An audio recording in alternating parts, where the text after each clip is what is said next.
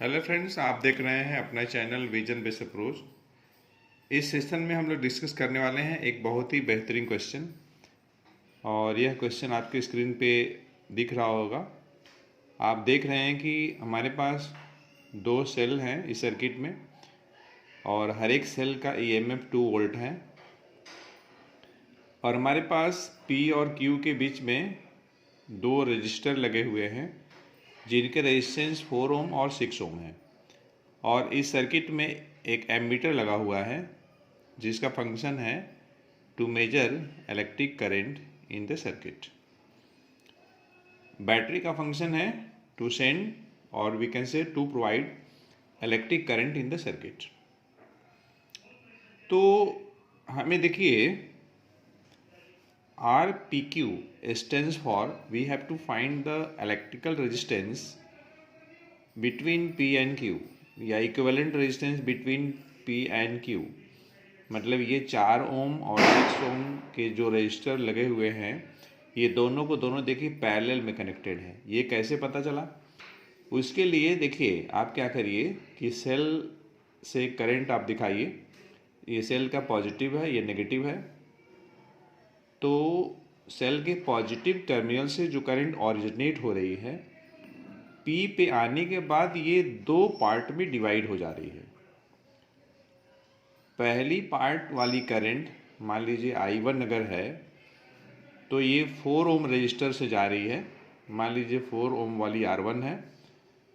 और second part में जो करंट जा रही है I2 जो कि 6 ओम वाली रजिस्टर से पास हो रही है। और मान लीजिए 6 ओम वाली रजिस्टर R2 है।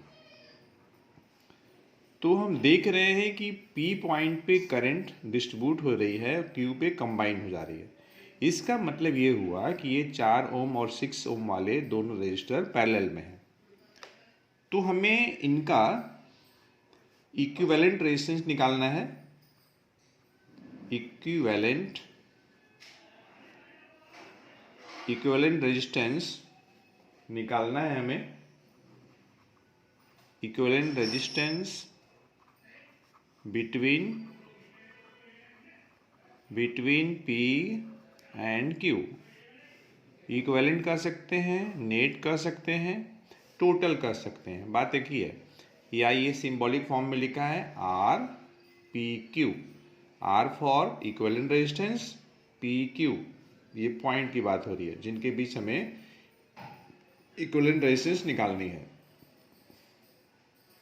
तो देखिए अगर हमारे पास दो रजिस्टर R1 R2 पैरेलल में अगर कनेक्टेड है तो उनका इक्विवेलेंट रेजिस्टेंस हम निकालते हैं formula R1 into R2 divided by R1 plus R2 से। तो यहाँ पे R1 की वैल्यू 4 है और R2 की वैल्यू 6 है।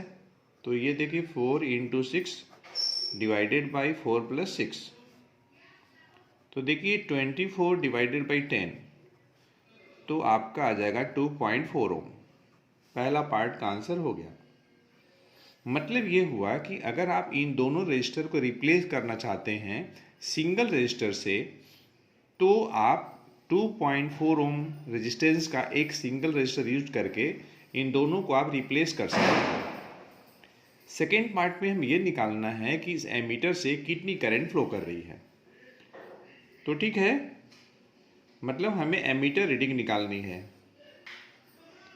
एमीटर रीडिंग ये निकालनी है या ये कह लीजिए रीडिंग ऑफ द एमीटर। तो अगर एमीटर से करंट I अगर फ्लो कर रही है तो एमीटर रीडिंग जो आपका हो जाएगा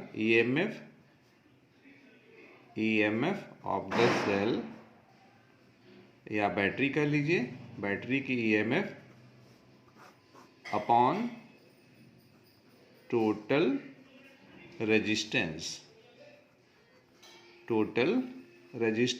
ऑफ द सर्किट। अब देखिए जो दो सेल लगे हुए हैं उनका इंटरनल रेजिस्टेंस के बारे में हमारे पास इस क्वेश्चन में कोई इन्फॉर्मेशन नहीं है, इसलिए हम सेल के इंटरनल रेजिस्टेंस के बारे में चिंता नहीं करेंगे। और देखिए हर एक सेल का ईएमएफ 2 वोल्ट है। दो सेल लगा है तो दोनों सेल का ईएमएफ 4 वोल्ट हो जाएगा। और डिवाइडेड बाई 2.4 ओम। जब आप पॉइंट यहाँ से हटाएंगे तो ऊपर एक जीरो करेंगे। अब आप आसानी से सॉल्व कर सकते हैं। तो 8 5 जा 8 3 जा 5/3 आ गया। जब आप 5 में 3 से डिवाइड करेंगे तो आपको आ जाएगा, देखिए एक बार लगाएंगे 3 और ये 2.0, 3 6 जा 18 2 0। तो इस तरीके से हम देख रहे हैं कि हमारे पास 1.666 ऐसे करके ये आएगा। और ये देखिए कंटिन्यूड डेसिमल है, ये रिपीटिंग डेसिमल है ना, 6 बार रिपीट हो रहा है। इतना एम्पियर आ गया, जो कि अप्रॉक्सीमेटली आप लिख सकते हैं 1.67 एम्पियर, या आप सीधे यहाँ पर भी छोड़ सकते हैं 5/3 एम्पियर। फ्रैक्शन में भी आप छोड़ सकते हैं, और ये आपका डेसिमल में है। तीसरा पार्ट आपके पास है,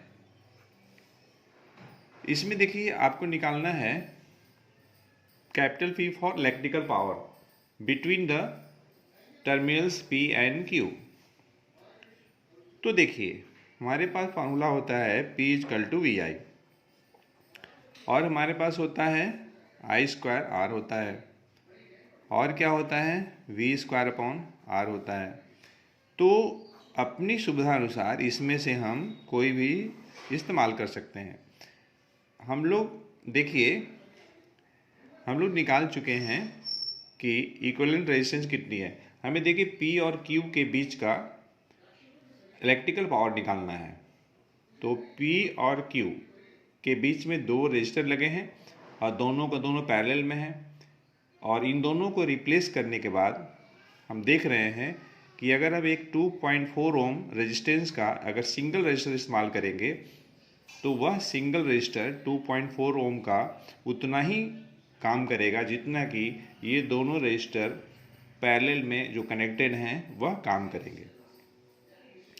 तो हम क्या करने वाले हैं कि P निकालने के लिए हम इस्तेमाल करेंगे I², और ये R निकालेंगे, ठीक है, क्योंकि हमें पता है एमीटर रीडिंग जो कि 5.3 एम्पियर आया हुआ है। और तो I की वैल्यू हम 5/3 भी ले सकते हैं। मान लीजिए 5.3 और ये आपका स्क्वायर इंटू R की वैल्यू 2.4 है, ये हमने रख लिया। तो हम देख रहे हैं कि 25/9 इंटू 24 हम 10 कर सकते हैं। अब देखिए 5 5 जा 5 2 जा 2 से कटेगा आपका ये 12 इंटू 5 60/9, इतना आ गया। जब आप 60 में 9 से डिवाइड करेंगे तो आपको मिल जाएगा 6.69। और चूंकि हम इलेक्ट्रिकल पावर निकाल रहे हैं इसलिए यूनिट क्या होगा, तो वाट हो जाएगा। तो फ्रेंड्स, इस तरीके से हम लोगों ने इस सेशन में एक न्यूमेरिकल्स किया है जो कि इलेक्ट्रिकल सर्किट से रिलेटेड था। और इस क्वेश्चन में हम लोगों ने P और Q के बीच में इक्विवेलेंट रेजिस्टेंस निकाला है फर्स्ट पार्ट में। सेकंड पार्ट में हम लोगों ने करंट निकाला है, और थर्ड पार्ट में हम लोगों ने निकाला है कि P और Q के बीच का जो इलेक्ट्रिकल पावर होगा कितना होगा। तो हमें उम्मीद है यह सेशन आपके लिए यूजफुल हुआ होगा। अगर आपको यह सेशन यूजफुल हुआ हो, इस वीडियो लेक्चर में जो क्वेश्चन हमने डिस्कस किया है आपके लिए बेनिफिशियल हुआ हो, तो आप इस वीडियो लेक्चर को लाइक करें, शेयर करें, और अधिक से अधिक लोगों को यह वीडियो लेक्चर सेंड करें। तो फ्रेंड्स, हम मिलते हैं नेक्स्ट सेशन में एक अच्छे कंसेप्ट के साथ। आप स्वस्थ रहें, सुरक्षित रहें, और अपना चैनल विजन बेस्ड अप्रोच देखते रहें। Thanks for watching.